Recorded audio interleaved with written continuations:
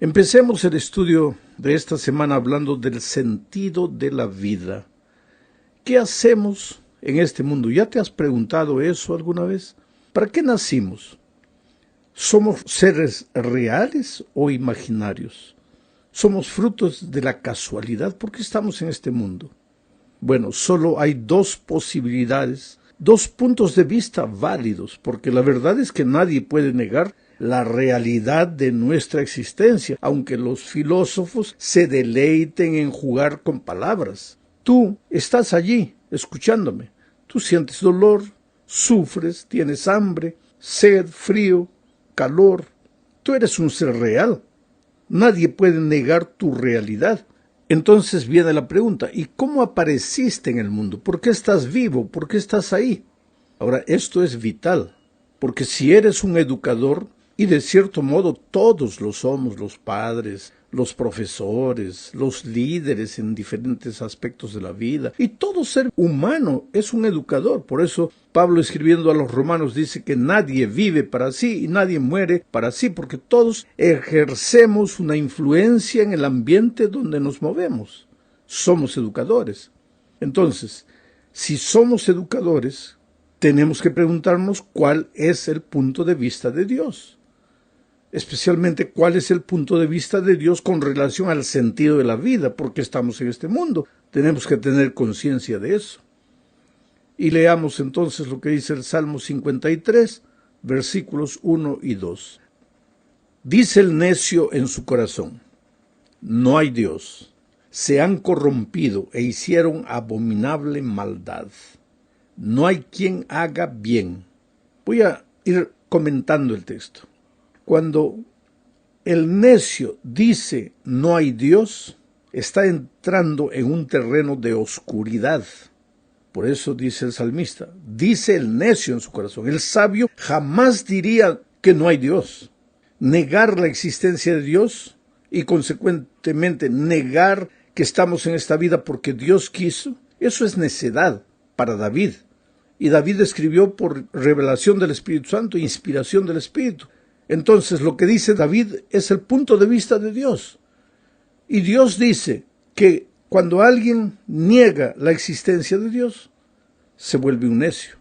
¿Y cuál es la consecuencia de esa necedad? Corromperse. Se han corrompido. Hicieron abominable maldad. No hay quien haga el bien. Dios desde los cielos miró sobre los hijos de los hombres. Esta es la otra verdad. Tú puedes vivir como quieras, tú puedes hacer lo que quieras, tú puedes decir que no existes, Dios no existe, tú puedes filosofar, racionalizar, argumentar, lo que tú quieras, pero Dios desde los cielos mira lo que estás haciendo en esta tierra. Dice, Dios desde los cielos miró sobre los hijos de los hombres, para ver si había algún entendido que buscara a Dios. Mira, mientras el necio niega a Dios, el entendido busca a Dios, el sabio, el sensato busca a Dios. Otro texto de la Biblia, Proverbios 15:3, dice, los ojos de Jehová están en todo lugar mirando a los malos y a los buenos. Quiere decir que en este mundo, para Dios, no hay varios grupos de personas, solamente dos grupos, malos y buenos. No hay más o menos buenos, más o menos malos. Solo dos, malos y buenos. Y en la Biblia eso encontramos muchas veces ese concepto. Cuando Cristo vuelva a esta tierra encontrará ovejas y cabritos. No encontrará ovejas, cabritos, jirafas, elefantes, no, solo dos grupos. Los que edifican en la roca y los que edifican en la arena. Los que temen a Dios y los que lo rechazan. Solo dos grupos. Ahora, los que lo niegan son necios. Los que lo aceptan son sabios, son entendidos. El elemento central, entonces, de la educación cristiana es aceptar la realidad de Dios, enseñar la realidad de Dios. Y no solo la realidad de Dios, sino la clase de Dios que Él es, un Dios personal, un Dios que nos ama, un Dios que se relaciona con nosotros. Es un Dios de milagros, porque al estudiar toda la Biblia tú vas a encontrar eso, que es un Dios de milagros, que muchas veces cuando Él desea, porque Él estableció las leyes, Él las respeta, pero muchas veces cuando Él desea puede inclusive romper las leyes de la naturaleza, como en el caso de la concepción virginal de Jesucristo. Ahora, el educador cristiano debe entender este primer concepto. Dios es una realidad, es un Dios personal, un Dios que ama a los seres humanos, un Dios que se relaciona a los seres humanos, un Dios de milagros. Esta enseñanza de la cosmovisión es especialmente aplicable a nuestros días porque el mundo intelectual en nuestros días en su mayoría enseña abiertamente, sin medias tintas, la cosmovisión atea y naturalista y afirma, equivocadamente claro, que la ciencia lo apoya. Y tú sabes que hay en muchos países inclusive que ya no se quiere que se enseñe creacionismo, solo evolucionismo. Esto es interesante, voy a comentar de esto un poco más adelante. Vamos ahora a la segunda parte de este comentario. Aquí comentaremos un poco la pregunta de Leibniz. ¿Quién fue este hombre? Fue un pensador, un filósofo alemán del tiempo del racionalismo. Él se hizo una pregunta interesantísima. ¿Por qué, dijo él, por qué hay algo en lugar de nada? Linda filosofía, ¿no? Juego de palabras. Los filósofos tienen la cualidad de usar las palabras, mezclar conceptos para finalmente llegar a la duda y confundir al ser humano. Pero hay pensadores, hay que respetarlos, hay que analizarlos. Entonces él hace una pregunta, pero una pregunta sincera, nacida de tanto estudio, de tanta manera, de tanto raciocinio. Y él dice, ¿por qué hay algo en lugar de nada? Ahora vamos a ver cómo la Biblia responde a esta pregunta. O sea, ¿qué es lo que Dios dice a través de su palabra? Primero, la pregunta, ¿por qué hay algo en lugar de nada? Génesis 1:1 dice, porque en el principio creó Dios los cielos y la tierra. Por eso hay algo en lugar de nada. Otro texto más, Juan 1:1-4, dice, en el principio era el Verbo, era Dios, y el Verbo era con Dios, y el Verbo era Dios. Este era en el principio con Dios. Está hablando de Jesucristo. Todas las cosas por Él fueron hechas. Sin Él nada de lo que ha sido hecho fue hecho. En Él, en Cristo, el Dios, el Verbo, estaba la vida. Y la vida era la luz de los hombres. Esto es lo que la Biblia responde.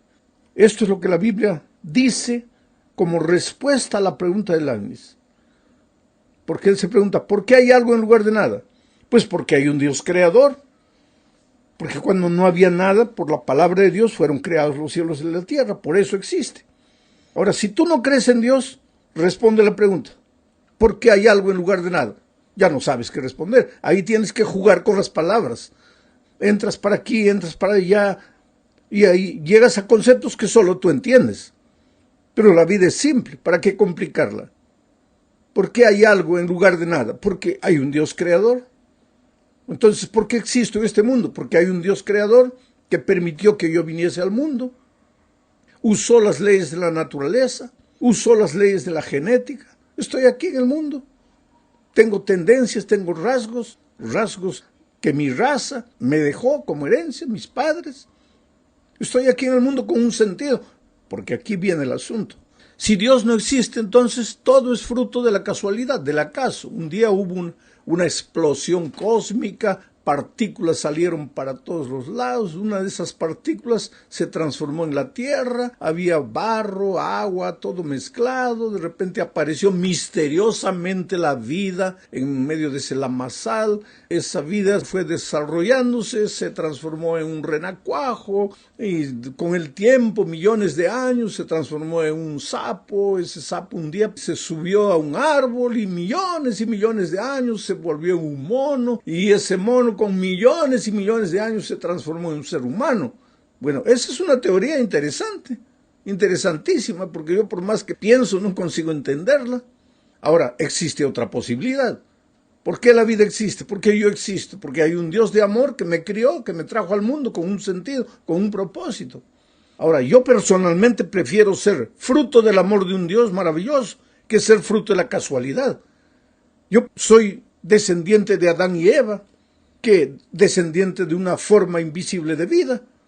Quiere decir, hay que aceptar las cosas simples de la vida como Dios presenta esas verdades en su palabra. ¿Y qué dice el libro de Éxodo? El libro de Éxodo presenta la santa ley de Dios. Y en el corazón de la ley de Dios está el cuarto mandamiento, que habla no solo del sábado, sino habla del poder creador de Dios.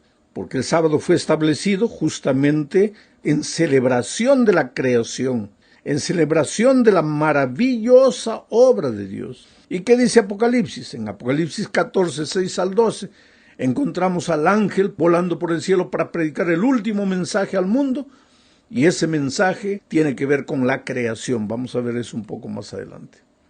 Bueno, vamos ahora a la tercera parte. Aquí veremos un poco más la expresión cosmovisión bíblica. ¿Sabes? El deber del educador cristiano es entender lo que la Biblia dice al respecto de cualquier asunto. No importa la materia que tú enseñas, geografía, matemáticas, portugués, español, inglés, historia, lo que tú quieras. Tú tienes que prepararte para ser un buen profesor de historia, o un buen profesor de matemáticas, o un buen profesor de literatura. Tienes que ser, como educador cristiano, el mejor profesor en tu materia. Tienes que esforzarte y estudiar para eso.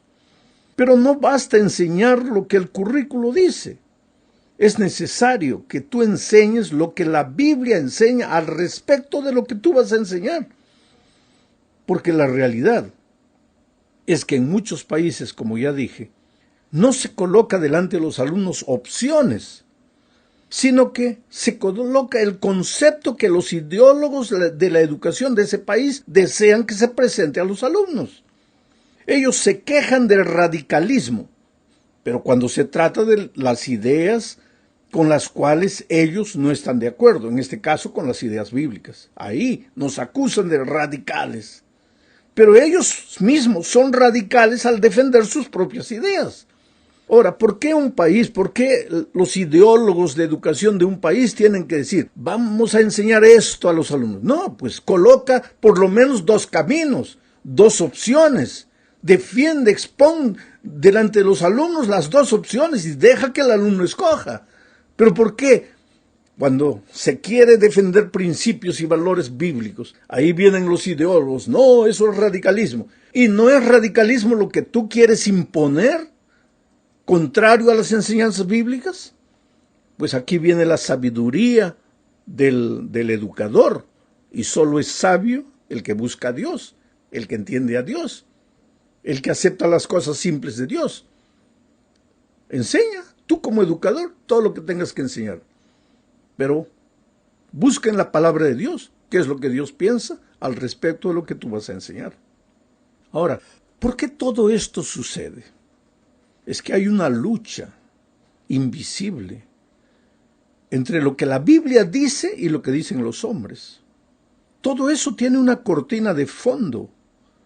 Y Pablo, escribiendo a los Efesios capítulo 6, versículo 12, explica, dice, porque no tenemos lucha contra sangre y carne, sino contra principados, contra potestades, contra los gobernadores de las tinieblas de este siglo, contra huestes espirituales de maldad en las regiones celestes. ¿De qué está hablando Pablo aquí? Hay un conflicto de los siglos, desde que Lucifer se levantó en el cielo contra Dios. La humanidad, allá en la tierra, cuando el mal se trasladó a esta tierra, ha seguido, así como la tercera parte de los ángeles, ha seguido al rebelde Lucifer. Y lo que quiere Lucifer es sacar de la existencia humana el concepto de Dios. Que el ser humano adore cualquier cosa menos a Dios. Que el ser humano piense en cualquier cosa menos en Dios. Y últimamente se vale de la educación formal en las escuelas, en los colegios, en las universidades, para enseñar sus conceptos, como si fueran ciencia, como si fuera todo documentado. Pero esos profesores que enseñan eso, muchos de ellos jamás abrieron la palabra de Dios para ver lo que la Biblia dice. Pero si estamos en el conflicto de los siglos, finalmente el propósito del diablo es llevar a la perdición a todos los seres humanos. Se nos está yendo el tiempo, vamos a la cuarta parte. Hablemos aquí sobre la adoración al Creador. Apocalipsis 14, 6 y 7 dice: vi volar en medio del cielo a otro ángel que tenía el evangelio eterno para predicarlo a los moradores de la tierra. ¿Y en qué consistía ese evangelio eterno? Diciendo: temed a Dios, dadle gloria, porque la hora de su juicio ha llegado. Y adorad a aquel que hizo el cielo y la tierra, el mar y las fuentes de las aguas. O sea, el último mensaje de Dios al mundo, el último pregón, es el evangelio eterno. Pero el evangelio eterno no es solo el hecho de que Dios te salva, de que estás perdido, acabado y Dios te salva. No es solo eso. El evangelio eterno responde a la siguiente pregunta: ¿y por qué Dios te salva? Porque estás perdido. ¿Y por qué te has perdido?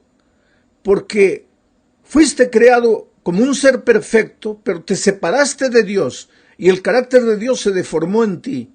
Y entonces ahora viene el Señor Jesucristo, se hace hombre para morir en la cruz, para restaurar en el ser humano la imagen perdida de Dios, para restaurar el carácter del hombre, para restaurarlo, para salvarlo, para rescatarlo, para redimirlo. Y el evangelio eterno entonces no puede predicar solo lo que Jesús hizo en la cruz, tiene que predicar también lo que Dios hizo en la creación, junto al Padre, junto al Hijo y al Espíritu Santo. Tiene que predicar cómo el enemigo destruyó la imagen de Dios en el ser humano. Y finalmente, después de hacer entender al hombre que tiene que devolverse a Dios, entonces llevar el hombre a adorar a Dios. ¿Y todo esto por qué? Porque hay un juicio, porque la hora de su juicio ha llegado. Esto es parte del último mensaje que tiene que ser predicado al mundo. Nosotros como iglesia hemos sido llamados para predicar eso, y nuestras escuelas existen para enseñar eso, y nuestros profesores existen para enseñar eso. Bueno, querido, llegamos al fin de este estudio hablando de la ley de Dios. Primera de Juan 3, 4 dice: todo el que practica el pecado, practica también la infracción de la ley, pues el pecado es infracción de la ley. Ahora, si el pecado es infracción de la ley y la ley ya no existe, entonces ya no existe pecado, porque el pecado es la infracción de la ley. Y si no existe pecado, entonces Jesús nos va a salvar ¿de qué? Por eso, no es sabio decir que porque Cristo murió en la cruz, ya la ley llegó a su fin. Porque si la ley llegó al fin, entonces ya no existe pecado. Entonces, ¿para qué predicamos la gracia redentora de Cristo? ¿De qué nos va a salvar si no hay pecado? Si ya en la cruz